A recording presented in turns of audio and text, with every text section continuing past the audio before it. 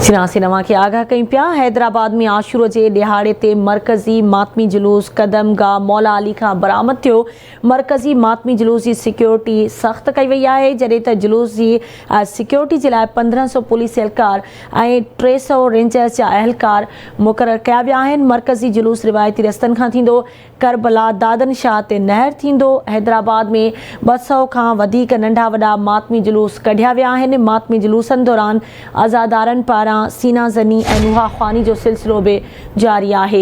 अवां के अहम ख़बर ॾियूं पिया। हैदराबाद में आशूर के दिहाड़े के मौके ते मरकज़ी मातमी जुलूस कदमगाह मौला अली का बरामद थियो है। मरकज़ी मातमी जुलूस की सिक्योरिटी सख्त कई वही है। जुलूस की सिक्योरिटी लाइ 1500 पुलिस एहलकार और 300 रेंजर्स एहलकारन के मुक़रर किया वियो है। मरकज़ी जुलूस रिवायती रस्तन खां थींदो। करबला दादन शाह ते नहर थींदो।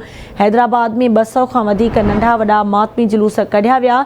मातमी जुलूसन दौरान आज़ादारनि पारां सीना ज़नी ऐं नुहा ख़्वानी जो सिलसिलो जारी है।